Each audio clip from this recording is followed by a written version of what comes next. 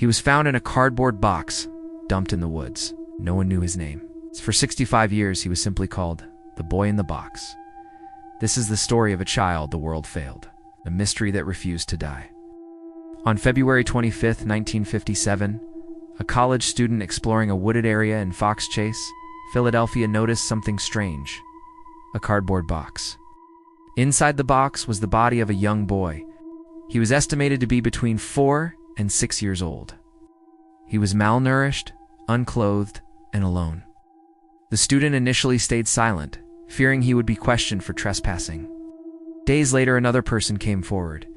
Police returned to the area. The box was still there, so was the child. Investigators searched missing persons reports. Nothing matched. No one had reported a young boy missing who fit his description. Police took fingerprints. They checked school records, hospitals, orphanages. Nothing. The boy had no identification. No clothing, no belongings, no known family. He became known only as the boy in the box. Non-graphic, factual, the autopsy revealed the child had suffered physical abuse. There were signs of long-term neglect. Investigators believed he had likely been killed elsewhere and then transported to the woods. The cardboard box had once contained a bassinet. It was traced back to a local store. Police hoped this would lead them to whoever purchased it. It didn't. Another dead end. Police released photographs of the boy to the public. They expected calls to flood in.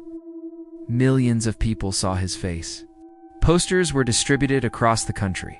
The case appeared in newspapers nationwide. Tips came in, thousands of them. None led to his identity.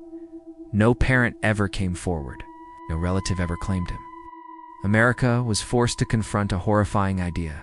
This child had lived and died almost completely unnoticed. With limited forensic technology in the 1950s, police struggled. Evidence was mishandled.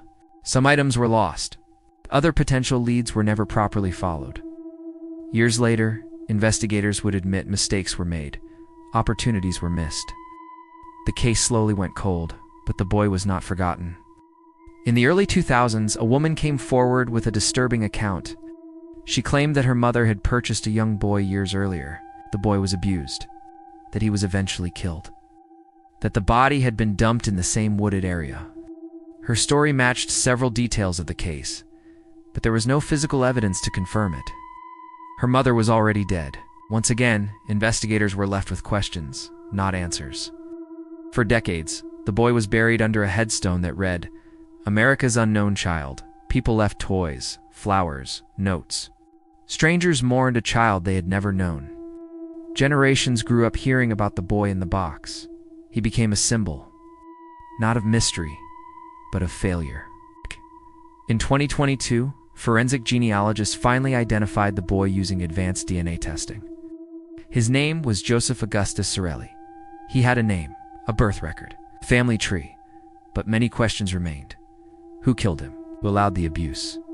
Why did no one report him missing? The most important question still had no answer. Joseph Zarelli lived a short life. We don't know what he loved. We don't know his favorite toy. We don't know his favorite food. We only know how he was found. For 65 years, he had no name, no voice, no justice.